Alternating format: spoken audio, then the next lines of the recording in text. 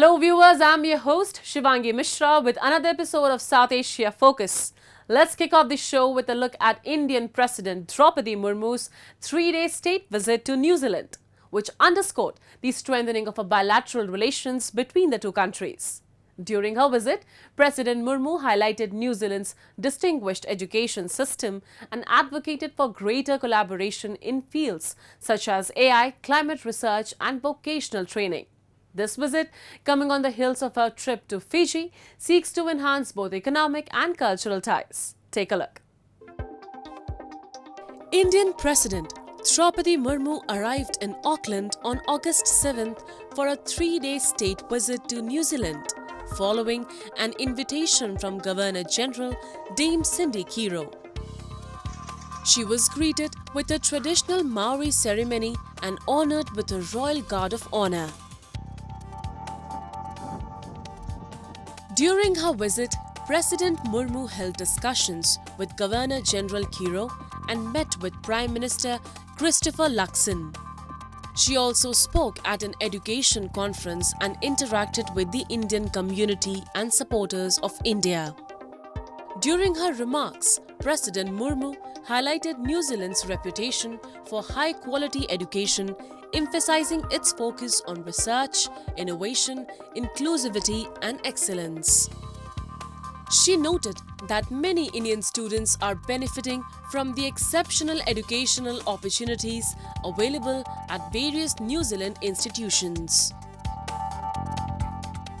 New Zealand is renowned for its high-quality education with particular focus on research and innovation, inclusivity and excellence.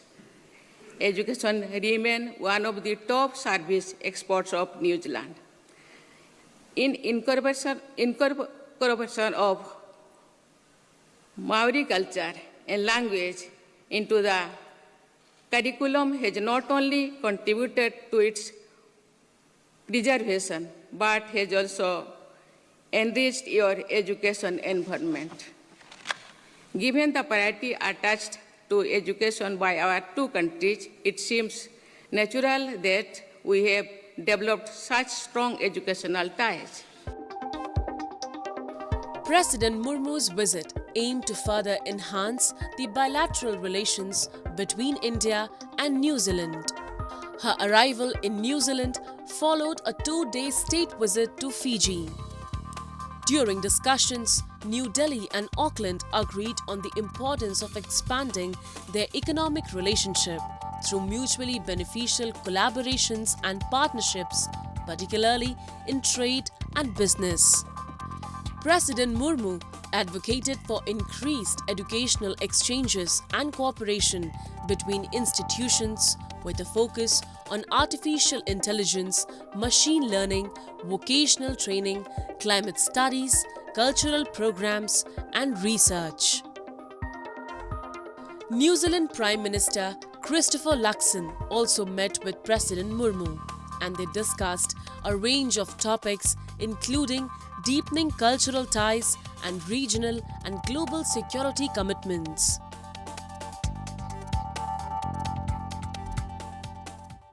India and New Zealand enjoy a warm and friendly relationship anchored by shared values rooted in democracy and rule of law. Our rich cultural exchanges and robust people-to-people ties have played an important role in fostering mutual understanding and goodwill between our nations. Educational exchanges are an important aspect of our bilateral ties. New Zealand and India have a long history of defense collaboration and share a mutual interest in the stability and prosperity of the Indo-Pacific region. Both countries are actively involved in the East Asia Summit and the ASEAN Regional Forum, and India serves as a post-forum dialogue partner of the Pacific Islands Forum. New Zealand is dedicated to enhancing defense cooperation with India by fostering increased interaction between their respective defense forces. The historical connection between India and New Zealand dates back to the 1890s, with the arrival of the first Indian migrants. Today, New Zealand is home to a substantial Indian diaspora, numbering around 300,000 people from across India.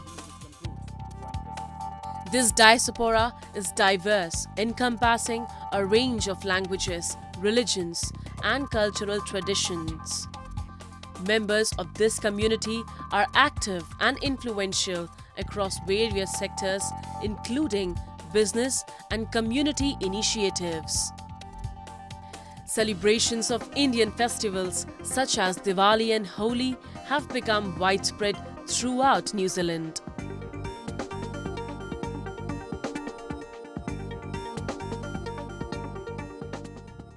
In London, a powerful rally organized by the Baloch National Movement drew attention to severe human rights abuses in Balochistan.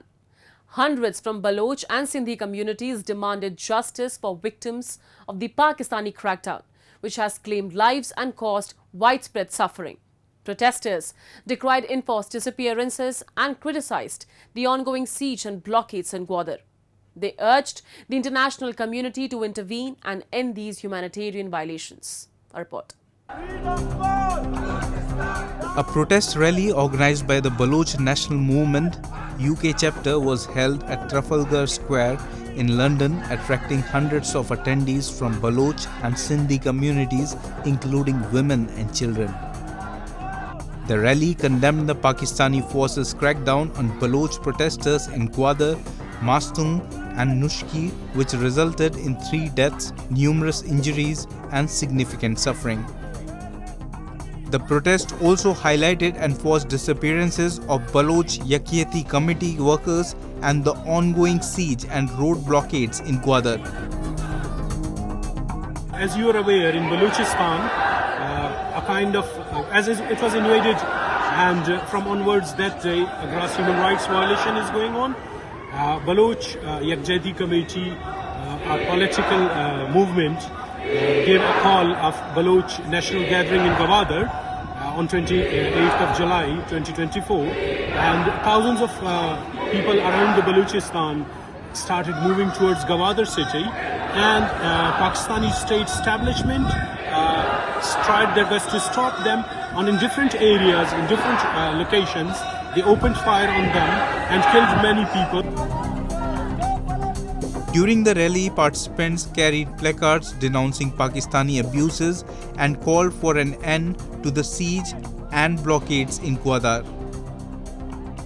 They demanded justice for victims of state violence and criticized the Pakistani government's tactics of internet and road blockades, which they argue are designed to obscure state atrocities and deepen the humanitarian crisis. Speakers emphasized the need for international intervention to address these ongoing human rights violations and to support the Baloch people's quest for justice. In a troubling development, Pakistani security forces had used harsh tactics against a recent Baloch national gathering, marking a significant escalation in the crackdown on dissent in Balochistan. According to social media reports, security forces attacked a sit-in protest held in the front of University of Balochistan, resulting in the abduction of 12 female and over 50 male protesters. The crackdown was seen as a part of a broader pattern of human rights violations in the region, where state institutions are accused of brutally suppressing peaceful dissent. The protests were in response to the state's severe actions against the Baloch Raji Muchid movement. Many people reached to Gwadar, and when they reached to Gwadar, again in Gwadar, no, there is a siege. There is no internet facility. There is even water is not allowed to supply to the people. The telephone connections, everything has been jammed, and as per the reports, initial reports, many people have been abducted, many people have been killed or injured when open fire was on the peaceful protesters. So against that, no, overall in Balochistan, not in Balochistan, all over the world, Baloch National Movement is doing protest to tell the world what is going on in Balochistan. And it is the time for the international community to wake up and stop the Baloch genocide. The Baloch people are protesting for several key reasons related to their political, economic and human rights grievances.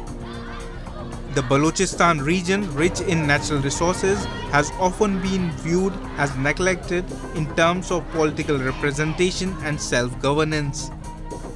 A significant number of Baloch activists, political leaders and ordinary citizens have been subjected to enforced disappearances.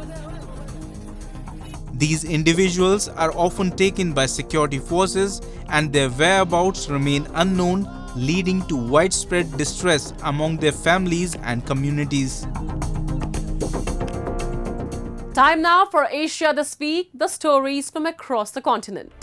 Carried out the world's first nuclear attack in Hiroshima on August 6, 1945, during Suwa district from Kathmandu lost contact with air traffic control 3 minutes after takeoff.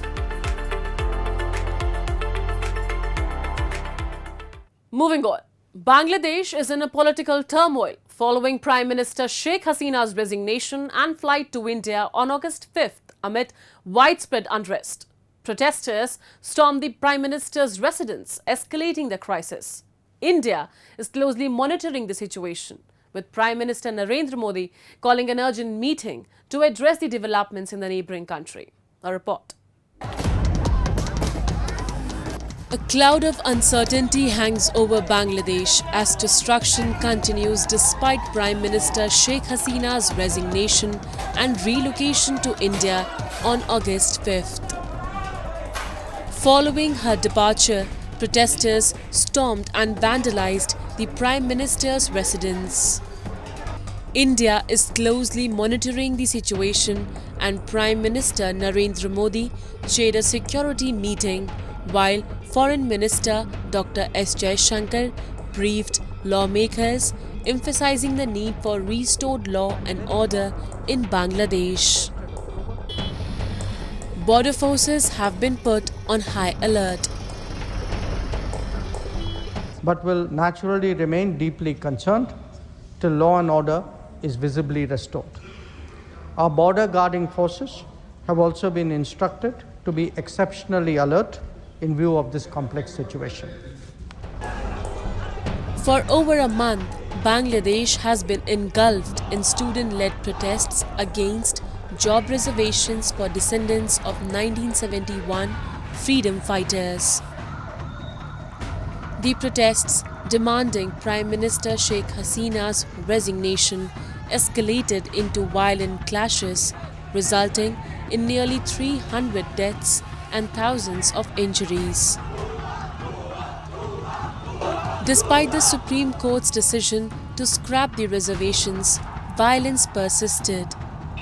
Homes of Awami League leaders and minority Hindu communities were also attacked. An Indian cultural center in Dhaka's Dhanmondi area opened in 2010 to promote bilateral cultural ties was also destroyed by Jamaat-e-Islami supporters. Opportunists, whether it's the opposition BNP or it's the Jamaat-e-Islami, which is the radical, pro-Pakistan Islamist grouping that is very active on the streets, they have joined the protests and they have actually brought in that violence into the protests. You cannot rule out the involvement of foreign powers who are inimical to Bangladesh's interests and frankly to our security interests also. Definitely you cannot rule out the fact that certain interests have been fishing in troubled waters.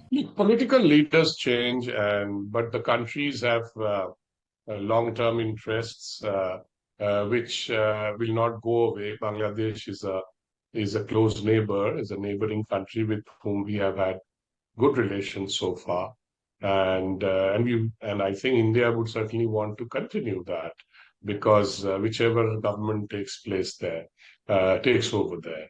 So that is not in debate that India would seek good relations. With India, if you look at the history of India's relations with Bangladesh, we have dealt with every government, including military dictators who came in and stayed for almost, I would say, almost 20 years.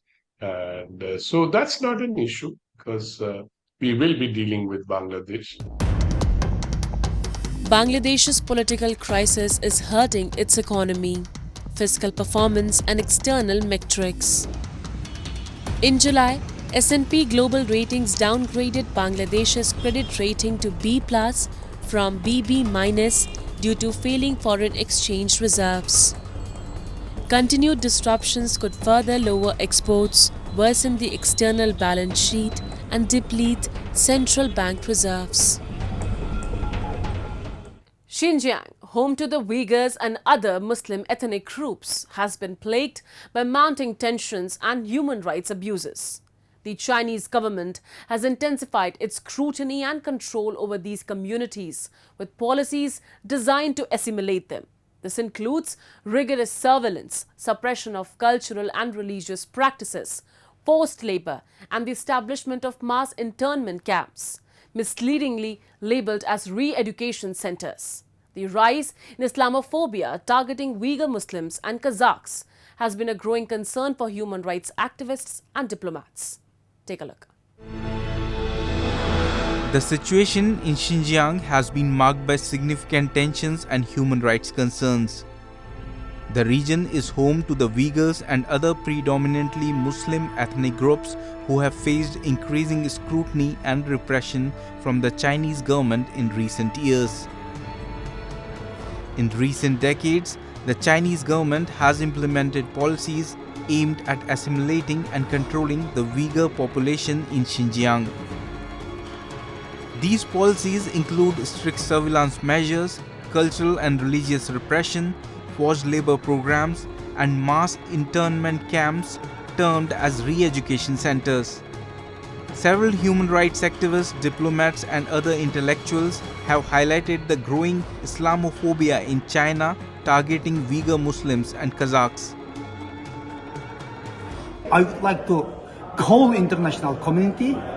Situation is dire. Millions of people suffer in concentration camp. So the country, particularly the country signed international convention prevent of the genocide, have a legal obligation stop ongoing genocide and stop ongoing crime against humanity. So unfortunately, we have seen many countries visit China. Many countries is silence. Today is silence in the complicity. So it is a time all human beings, all countries take action and stop this ongoing genocide. This is the responsibility of the human being and all countries.